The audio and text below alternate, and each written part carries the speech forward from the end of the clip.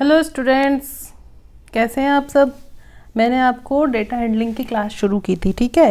तो data handling की class में हमने क्या क्या पढ़ लिया था। हमने पढ़ लिया था मीन निकालना, मोड निकालना और मीडियन निकालना भी मैंने आपको सिखा दिया। तो यहाँ तक की बात तो समझ में आ गई कि मीन, मोड, मीडियन हम निकाल चुके हैं। अब क्यों ना हम थोड़ा बहुत ग्राफ्स के बारे में जाने। ग्राफ से क्या फ़ायदा है, ग्राफ क्यों बनाए हम। जैसे हमने क्लास 6 में सीखे पिक्टोग्राफ बनाना। पिक्टो यानी पिक्चर, यानी कि ऐसे ग्राफ जो पिक्चर्स हों जिसमें ना। तो जैसे पिक्टोग्राफ कैसे बनाए थे हमने, जैसे सपोज हमने बनाया कि ये है हमारे पास सिटीज़ है ना, और हर सिटी में हमें पता करने कितने मॉल हैं, है ना। तो हमने कैसे लिख दिया था कि ये कोलकाता है, ये चेन्नई है, ये कोटा है, ये दिल्ली है। तो इनके चारों के, जैसे कोलकाता में 4 मॉल हैं तो ऐसे दिखा दिया हमने 1 2 3 4 ऐसे दिखा दिया पिक्चर के थ्रू। नंबर के थ्रू नहीं दिखाया, पिक्चर के थ्रू दिखा दिया। इसमें 5 मॉल हैं, ये 5 मॉल दिखा दिए। कोटा में 3 मॉल हैं, इसे दिखा दिए। दिल्ली में 10 मॉल हैं। तो ये ऐसे दिखा दिया हमने। तो ये क्या है, पिक्चर्स के थ्रू। तो ये क्या हो गया, पिक्टोग्राफ। लेकिन अब हम यहाँ पे दिल्ली में 100 मॉल होते तो हम यहाँ 100 पिक्चर तो नहीं बनाते। अब 100 लिखना तो इतना आसान है, इसलिए पिक्टोग्राफ की जगह हम क्लास 7th में अब बार ग्राफ्स पे शिफ्ट हो गए। तो बार ग्राफ्स का मतलब क्या होता है कि हम बार्स के थ्रू जो है हमारे डेटा को रिप्रेजेंट करेंगे। जो बार होता है उसका क्या मतलब होता है, बार का मतलब होता है कि ये जैसे बार है ना, तो ये बार बना दिया हमने। तो बार जो बनते हैं वो बनते हैं एक्स एक्सिस पे, है ना। ये कैसी लाइन होती है, वैसे तो वर्टिकल बार्स बन रहे हैं, लेकिन इनकी जो इनके बीच में जो विड्थ होती है ये हमेशा क्या होती है, यूनिफॉर्म। और जो ये डिफरेंस होते हैं दो बार के बीच में वो भी क्या रहेगा, कांस्टेंट। यानी कि thickness of the bars must be uniform through out. ये थिकनेस है ना, हमेशा थिकनेस हमेशा सेम रहेगी through out the graph. Clear है यहाँ तक की पिक्चर, ठीक है। अब हम क्या समझने जा रहे हैं, हेडिंग देखते हैं क्या कह रही है heading. Use of bar graphs with different purpose. तो चूज स्केल। अच्छा, अभी तक कोई भी ग्राफ बनाते हैं तो ऑब्वियसली स्केल तो बनाना ही पड़ेगा ना, कि बिना स्केल के तो हम ग्राफ बना ही नहीं सकते कि आपका जो 1 यूनिट है वो क्या रिप्रेजेंट कर रहा है, राइट। तो यहाँ तक की बात क्लियर है। तो बार ग्राफ क्या रिप्रेजेंट करते हैं, बार ग्राफ रिप्रेजेंट करते हैं द नंबर्स। और हमें पता चल गया बार ग्राफ कैसे नंबर रिप्रेजेंट कर सकते हैं, with the help of bars. Bars कैसे होने चाहिए, यूनिफॉर्म थिकनेस के, है ना। क्लियर है यहाँ तक की पिक्चर, ठीक है। बार पता चल गया। अब उसके बाद जो है अब हम देखेंगे, अच्छा, और जो लेंथ है बार की, कि बार किस लेंथ तक जाएगा, यानी ये तो हो गया एक्स एक्सिस, ये तो पता ही होगा। और ये क्या होता है, वाई एक्सिस। अब लेंथ यहाँ कितना तक जाएगा, तो ये किस पे डिपेंड करेगा, ये डिपेंड करेगा कि हमने एक तो स्केल क्या ले रखा है, और दूसरी चीज़ कि जो हमारा डेटा है उसका नंबर कितना है, उस पर ही तो डिपेंड करेगा कि कितना टॉल जो है बार बनेगा, राइट है। तो यहाँ तक की बात क्लियर है। अब जैसे ये क्वेश्चन है कि 200 student of 6th and 7th class were asked to name their favourite colour so as to decide upon what should be the colour of their school building. The result are shown in the following table, represent the given data on a bar graph. अब क्या हुआ भाई, class 6 और 7th के बच्चों को बुलाया और उनसे पूछा कि कौन सा तुम्हारा फेवरेट कलर बता दो, उस हिसाब से हम बिल्डिंग का कलर कराएंगे। तो फेवरेट कलर में कुछ कुछ क्या कलर निकले, किसी ने बताया रेड, किसी ने ग्रीन, किसी ने ब्लू, येलो, ऑरेंज, से 5 कलर बताए। तो जो रेड कलर बताया गया वो 43 स्टूडेंट्स ने, ग्रीन कलर 19 का फेवरेट था, ब्लू कलर 5 का फेवरेट था, येलो 49 का और ऑरेंज 34 का। तो क्वेश्चन पूछता है which of the most preferred colour and which is the least preferred colour. वो तो हम यहाँ से देख सकते हैं। अब हम इस चीज़ को ग्राफ से देखेंगे, how many colours are there in all and what are they, ठीक है। तो सबसे पहले हमको ग्राफ बनाने के लिए क्या करते हैं, हम कुछ स्टेप्स फॉलो करते हैं। क्या करते हैं ज़रा देखें, तो इसको तो रेज कर देते हैं क्योंकि अब हम ग्राफ बना रहे हैं। तो ग्राफ कैसे बना सकते हैं, देखो ज़रा। तो पहला हम ग्राफ पेपर लेते हैं। ग्राफ पेपर सबने देखा है कैसा दिखता है, मैं दिखाती हूँ एक बार। ग्राफ पेपर ऐसा ही तो दिखता है कुछ, देखो ऐसा दिखता है या फिर ऐसा दिखता है। ये तो थोड़ा सा ज़्यादा बड़ा हो गया, या ऐसा दिखता है, ऐसा दिखता है ना। जैसे हम यहाँ से गिने कितने भी इसमें वो हैं डिवीजन, 1 2 3 4 5 6 7 8 9 10। तो ये पूरा 10 का दिखा रहा है इसमें, तो इतना बड़ा ब्लॉक। लेकिन जो हमारा ग्राफ पेपर होता है उसमें छोटे होते हैं, इसी ब्लॉक के अंदर 5 डिवीज़न हो जाते हैं उसमें, तो 1 2 3 4 5, फिर 6 7 8 9 10। तो हम क्या कह सकते हैं, ये जो 1 यूनिट, ये 2 यूनिट, ये 0, और यहाँ पे अगर हम 1 मान लें, लाइक 10 मान लें, फिर ये कितना हो जाएगा 20। तो यानी कि 1 और 1 दो बॉक्स यूटिलाइज हो गए। क्लियर है ना, यहाँ तक समझ में आया? स्केल बन गया ना।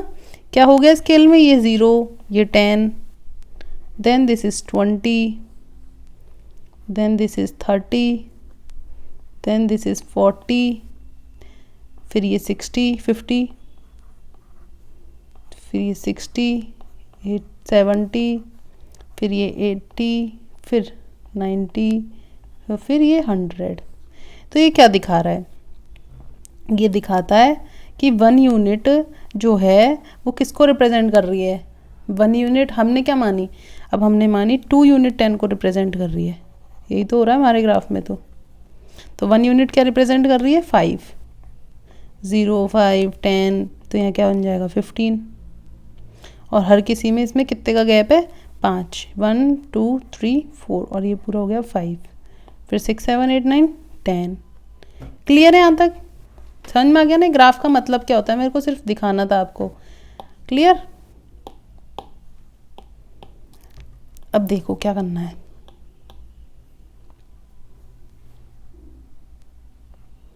इसको तो हटा सकते हैं, तो हमें एक मार्जिन सा मिल गया। तो हम क्या करेंगे, अब हम करेंगे, देखो मार्किंग आ गई हमारे पास, तो हम इसको मानेंगे कि 1 यूनिट की वैल्यू हमने क्या ली है 10। तो सबसे पहले ग्राफ पेपर के एक हमने हॉरिजॉन्टल लाइन और एक वर्टिकल लाइन, तो वर्टिकल लाइन मतलब कि, वर्टिकल लाइन का मतलब हो गया वाई एक्सिस, है ना, और हॉरिजॉन्टल लाइन मतलब ये, हॉरिजॉन्टल लाइन का मतलब क्या होता है, एक्स एक्सिस। इतना तो आपको सबको आता है, हमने, मुझे पता है कि क्लास 6 में इतनी पढ़ाई तो करी थी। तो ये क्या बन गया एक्स, और ये क्या बन गया वाई एक्सिस। क्लियर है? ये पेन अच्छा नहीं लग रहा, ये ले लेते हैं। तो यहाँ तक तो पिक्चर क्लियर है। अब क्या करते हैं, इसके बाद हॉरिजॉन्टल लाइन पे सबसे पहले पॉइंट्स बनाते हैं इक्वल डिस्टेंस पे। जैसे मान लो यहाँ पे भी वही एक स्क्वायर का गैप छोड़ दिया, और ये भी फिर एक, ठीक है, फिर एक का छोड़ दिया, फिर एक, फिर एक का छोड़ दिया, फिर एक, फिर एक का छोड़ दिया, फिर एक। अब कितने बनाने हैं हमको, टोटल कलर्स कितने हैं, 1 2 3 4 5 कलर्स हैं। क्लियर है यहाँ तक? तो 1 2 3 4 5 कितने बार्स बनेंगे हमारे, 5 बार्स बनेंगे, क्योंकि 5 डिफरेंट कलर्स हैं। अब हम किसके लिए डेटा को रिप्रेजेंट कर रहे हैं, तो हम इनके नाम दे देंगे। तो जैसे हम सबसे पहले नाम दे दें रेड का, देन ग्रीन, देन ब्लू। तो ये रेड को रिप्रेजेंट कर रहा है, ये ग्रीन को रिप्रेजेंट कर रहा है, ये ब्लू को रिप्रेजेंट कर रहा है, फिर येलो को रिप्रेजेंट कर रहा है ये वाला बार, और फिर ये वाला बार ऑरेंज को रिप्रेजेंट कर रहा है।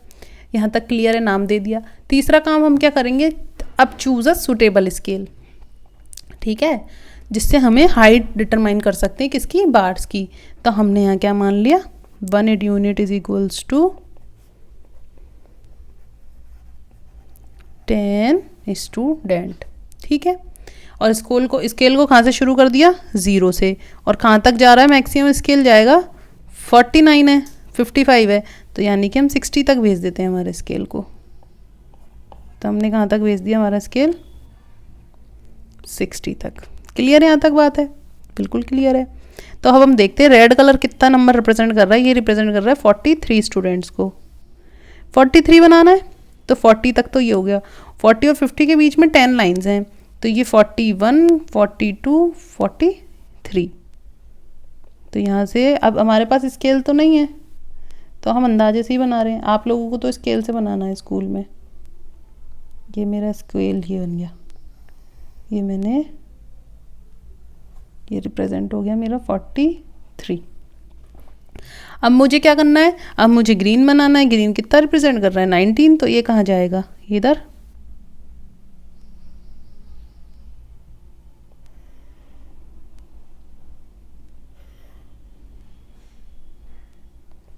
देखो ये 19 बन गया green colour. Next blue colour 55, यानी कि 50 से कुछ ऊपर, 60 के बीच में, यानी कि कहीं यहाँ।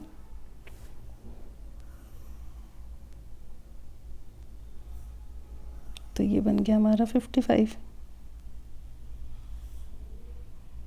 ऐड कर दिया। अब येलो 49 है, 40 से ऊपर, 50 से कम, 50 से बहुत थोड़ा सा कम, 1 पॉइंट कम।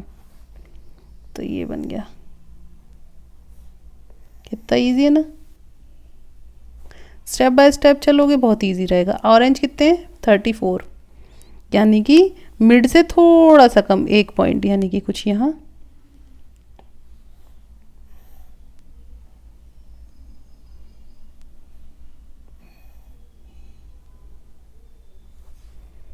ठीक है, ये हो गया सारा खेल ख़त्म। अब स्केल लिख दिया हमने, स्केल भी डिफाइन हो गया, 1 unit is equals to 10 student. अब इसने पूछा which is the most preferred colour and which is the least performed. तो लीस्ट परफॉर्म्ड यानी कि जो सबसे छोटा बार है, तो सबसे छोटा बार कौन सा है, तो ग्रीन लीस्ट है। और जो सबसे बड़ा बार है वो कौन सा दिख रहा है, मुझे तो ये दिख रहा है, आपको कौन सा दिख रहा है, तो ये किसका बार है, ये है ब्लू का, मोस्ट प्रिफर्ड। चेक करें जरा हमारे डेटा से, तो ब्लू आ रहा है मोस्ट प्रिफर्ड, ठीक है, और ग्रीन लीस्ट प्रिफर्ड आ रहा है। तो इससे इजी कितना हो गया ना देखना, कि ये सबसे छोटा दिख रहा है और ये सबसे टॉल बार है, तो जो सबसे टॉल बार है वो मोस्ट प्रिफर्ड हो गया। दूसरा question, how many colours are there in all and what are they. कौन कौन से कलर हैं, 5 कलर हैं, red green blue yellow orange. Clear है। और ये क्या रिप्रेजेंट कर रहे हैं यहाँ पे, ये तो लिखना पड़ेगा, ये क्या रिप्रेजेंट कर रहे हैं, STUDENTS, ये स्टूडेंट्स को रिप्रेजेंट कर रहे हैं, और ये क्या कलर्स को रिप्रेजेंट कर रहे हैं, है ना। तो क्लियर हो गया वाला, ये वाली बात समझ में आ गई। अब नेक्स्ट देखना है कि following data gives total marks out of 600 obtained by 6 children in a particular class. अब हमें क्या बताना है, the data on a bar graph, इसको हमें बार ग्राफ पे दिखाना है। तो ये बार ग्राफ बना दिया। अब इसमें 1 यूनिट की वैल्यू कितने लिए, 100 मार्क्स लिए। 1 यूनिट क्या रिप्रेजेंट कर रही है, 100 मार्क्स। तो 2 यूनिट 200 मार्क्स, 3 यूनिट 4 5 6, ऐसे हमने 6 यूनिट तक बना दिया, क्योंकि मैक्सिमम स्कोर गए 540 तक। फिर सबके स्कोर्स ड्रॉ हो गए। अब उसके बाद क्या हुआ, मान लो इसी में अगर ऐसा कुछ होता कि आपको ऐसा कह देता कि आप डबल जो ग्राफ बार बना के आप इसके, जैसे अभी तो इन बच्चों के मान लो ये हाफ ईयरली के नंबर थे, इसी में ही क्वार्टरली के नंबर और आ जाते, फिर हमें कंपेयर करना होता, तो हम क्या बना देते थे, उसके लिए हम डबल बार ग्राफ बनाते हैं। जैसे ये वाला क्वेश्चन देखो, इसमें है ना इनके क्वार्टरली और हाफ ईयरली के नंबर दे रखे हैं कुछ 5 बच्चों के। तो अब इन्होंने देखो डबल बार ग्राफ बनाया है, एक ही बच्चे के लिए दो ग्राफ है। तो ये वाला किसको रिप्रेजेंट कर रहा है, क्वार्टरली को, और ये वाला हाफ ईयरली को। ठीक है, तो हम यहाँ से इजीली पता कर सकते हैं कि इसके क्वार्टरली में 10 मार्क्स थे आशीष के, फिर इसके बढ़ गए और 15 हो गए। इसी तरह से इसके कम थे फिर बढ़ गए, फिर कम थे फिर बढ़ गए, फिर कम थे बढ़ गए, कम थे बढ़ गए, यानी कि सबके मार्क्स हाफ ईयरली में ज़्यादा है कंपेयर टू क्वार्टरली। तो 1 यूनिट 5 मार्क्स को रिप्रेजेंट कर रहा है, 1 यूनिट 5 को, 2 10 को, 3 15 को, 4 20 को, 5 25 को। क्लियर है यहाँ तक। तो इससे हमें यहाँ पे कुछ अगर ऑब्जर्वेशन निकालनी है, कि क्या ऑब्जर्वेशन निकालनी है टीचर को कि क्या मुझे टीचिंग टेक्निक्स यूज़ करनी चाहिए, और क्या जो है हमें, अब हमारे दिमाग में ये आएगा कि डबल बार ग्राफ किस सिचुएशन में मुझे यूज़ करना चाहिए। तो बहुत सी सिचुएशन हो सकती है कि पहले और बाद में मुझे 2 चीज़ों में कंपेयर करना है, तो मैं फटाफट से डबल बार ग्राफ ड्रॉ कर लूँगी और मुझे पता चल जाएगा। अब जैसे मुझे इसमें फटाफट पता चल रहा है, मुझे डेटा से ज़्यादा अच्छा यहाँ से समझ में आ रहा है कि पहले से अच्छा है, पहले से अच्छा है, क्योंकि टॉल बन रहा है, जो बाद वाला का टॉल ही बन रहा है, तो पहले से अच्छा ही परफॉर्म किया है स्टूडेंट्स ने, राइट। तो ये हमारी हो गई बार ग्राफ की स्टोरी ख़त्म। अब हमारा जो लास्ट टॉपिक है वो है प्रोबेबिलिटी। ठीक है, तो प्रोबेबिलिटी जरा देखें, तो प्रोबेबिलिटी में क्या होता है। अच्छा, आपने ना ऐसा है कि जैसे आपको सपोज आज हम चैप्टर कर रहे हैं डेटा हैंडलिंग, है ना, तो एक इसमें एक प्रोबेबिलिटी क्या है कि ये चैप्टर अभी ख़त्म हो सकता है, और एक मैं कहूँ नहीं है आज ही ख़त्म होगा। और जैसे मान लो आज धूप निकल रही, लेकिन फिर भी आपको आज बारिश आएगी, क्योंकि बारिश आएगी ये आपके ऊपर निर्भर नहीं करता, बारिश बादलों पे डिपेंड करती है। तो हम क्या कहते हैं कि probably it may rain today. तो यानी कि probability is all about chance, जैसे हम कहते हैं ना लक बाय चांस। तो अब कोई मैं कुछ बोल रही हूँ तो आप मुझ पर बिलीव कर रहे हो क्योंकि मैं आपकी टीचर हूँ, है ना। अब कोई आपका स्टूडेंट है या फिर कोई आपका फ्रेंड है, वो कुछ कह रहा है तो आप क्या कहोगे, you may be probably right, you are probably right, यही कहोगे ना। और आपको अपने किसी दोस्त के बारे में बताना है कि तो आप क्या कहोगे, probably he may join politics. मतलब probably there is a chances, it's not a compulsion कि भाई ऐसा होगा ही होगा। तो हमारी लाइफ में कभी कभी ऐसी सिचुएशंस आ जाती हैं जो होंगी ही होंगी। जैसे जैसे आप सिचुएशन लो, सिचुएशन बनती है कि the sun rises in the east, ठीक है। तो अब मैं इसमें कहूँ कि कल जो है सन वेस्ट से उगेगा, तो ये क्या है, क्या इसकी प्रोबेबिलिटी है? नो, इसकी तो कोई प्रोबेबिलिटी नहीं है, because this situation is bound to happen, क्योंकि सन जो है ईस्ट से ही उगता है और ईस्ट से ही उगेगा, चाहे पास्ट हो, फ्यूचर हो, प्रेजेंट हो, कभी भी, ठीक है। तो ये कैसा इवेंट हो गया, इम्पॉसिबल, ठीक है। अब प्रोबेबिलिटी वाले इवेंट कैसे हो सकते हैं, प्रोबेबिलिटी वाले जैसे आप सब मैच देखते हैं, ठीक है। तो अभी जैसे आईपीएल चल रहा है, तो कोई सी भी टीम जीत सकती है। जैसे इंडिया और पाकिस्तान का वर्ल्ड कप चले तो उसमें प्रोबेबिलिटी रहती है ना, क्या तो या तो इंडिया जीते या तो पाकिस्तान जीते, दोनों तो एक साथ नहीं जीत सकते। हाँ, दोनों टॉस टाई कर सकते हैं पर दोनों एक साथ नहीं जीत सकते, ना एक साथ हार सकते, या तो एक जीतेगा तो एक हारेगा ही हारेगा। इसी तरह से जब हम इस कॉइन को उछालें, सपोज मैंने इस कॉइन को उछाला, तो या तो यही आएगा फ्रंट साइड हेड, या तो यही आएगी, दोनों एक साथ तो नहीं आ सकते। दोनों एक साथ तो कब आएंगे, जब ये कॉइन ऐसे खड़ा हो जाएगा, और ऐसे तो कॉइन खड़ा हो नहीं सकता। तो एक साथ दोनों चीज तो नहीं हो सकती, तो क्या तो हेड आएगा या तो टेल आएगा, राइट। तो ये प्रोबेबिलिटी है। मैं ये नहीं कह सकती कि हमेशा मैं कॉइन को उछालूं, जैसे हाँ ठीक है, अब इंडिया पाकिस्तान का वर्ल्ड कप था, कभी था, उसमें बारी आती है बैटिंग की, तब हम क्या करते हैं, टॉस करते हैं। बैटिंग करने के लिए टॉस होता है, जब टॉस होता है तो उसमें आपने टॉस किया, सिक्का उछाला, तो उसमें क्या रहता है कि हमेशा ही हेड आएगा, ये रहता है कि प्रोबेबली हेड में कम, प्रोबेबली टेल में कम, कुछ भी आ सकता है ना। तो ये ही होता है कि कुछ भी आ सकता है, नहीं कुछ भी हो सकता है, इसको ही क्या कहते हैं हम, प्रोबेबिलिटी। जैसे और कुछ सिचुएशंस में क्या होता है, द सिचुएशन दैट मे और may not happen has a chance of happening, और कुछ हो भी सकती है, नहीं भी हो सकती। जैसे हो क्या सकती हैं, जैसे मैं वो करके चल रही हूँ कि काश मेरी बैटिंग आ जाए, काश मेरी बैटिंग आ जाए, और उसी टाइम मैंने हेड चूज़ किया और हेड आ गया, तो ये एक चांस की बात है, जो मैंने सोचा वो आ गया। लेकिन इसमें एक प्रोबेबिलिटी 50% आ सकता है, 50% नहीं आ सकता। जैसे मैं एग्ज़ाम में तैयारी करके गए, हम बहुत अच्छे से चैप्टर पढ़ के गए, ठीक है, और आपने को सोचा कि जो मैं इतना बड़ा आंसर याद करा है वही आंसर आ जाए। सपोज ऐसे के लिए ले लेते हैं, ऐसे जैसे हम एग्ज़ाम में ऐसे याद करके जाते हैं, कुछ बच्चे तो सोचते हैं यही ऐसे आ जाए एग्ज़ाम में, तो वो आ भी सकता है, नहीं भी आ सकता, है ना। इसे ही कहते हैं चांसेस। तो प्रोबेबिलिटी का मतलब समझ में आ गया कि चांस, और जो चीज़ हो ही नहीं सकती वो तो हो ही नहीं सकती, वो तो ख़त्म बात है उसकी। तो प्रोबेबिलिटी अगर आप आपसे कह दें निकालो, कैसे निकालोगे, जैसे चलो अब हम एक चीज़ और करते हैं, ये मैं क्या बनाने जा रही हूँ, एनी आइडिया? नो आइडिया, क्योंकि आइडिया तो सर जी हमारे पास है नहीं। तो हम बना रहे हैं क्या पता आपको, हम बनाने जा रहे हैं एक डाइस।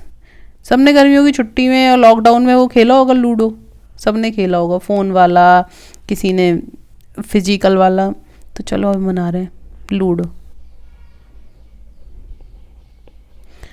कितने होते हैं इसमें लूडो में, 6, और ये 2 इधर बना देते हैं, और इस फेस पे 1 बना देते हैं।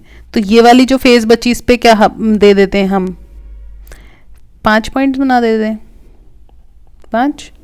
इस पे कितने बना दें, 4।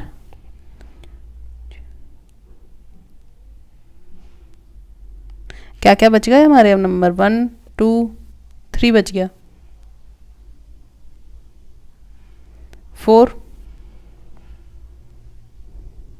इसके पीछे वाली सरफेस पे 6 ही तो सरफेस होती हैं, तो इस पे 3 बना दिया जैसे, ठीक है। तो इस पे 4 आ गया, तो 3 4 तो हो गया, है ना। अब 2 बनाना है हमको, तो 6 इधर आ गया, तो 1 पीछे बना दो और 2 इस पे बना दिया हमने जैसे, तो इस पे 5 हो गया, तो 1 इस पे हो गया 6 के पीछे वाली फेस पे, यानी कि इधर, है ना। 1 और 6, 3 और 4, तो 1 2 3 4 5 6 खत्म। तो ये हमने पासा बना दिया। कौन, इसका मैंने आपको बता दिया।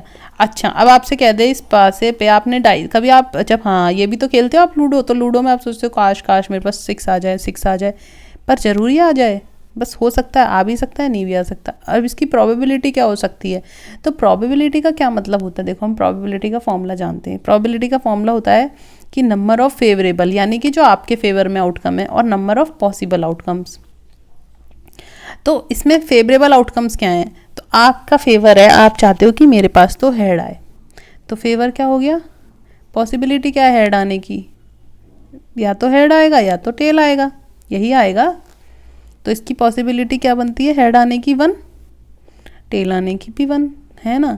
अब प्रोबेबिलिटी निकालते हैं हम, और टोटल आउटकम्स कितने हो सकते हैं, हेड भी आ सकता है और टेल भी आ सकता है, तो 2। तो प्रोबेबिलिटी ऑफ हेड कैसे निकलेगा, तो हमारा फेवर में तो हेड चाहिए, वो कैसे आ सकता है, एक ही बार आ सकता है, तो हेड ही आएगा, तो टेल, और पॉसिबल तो 2 हो सकते हैं ना, तो ये हो गया हाफ।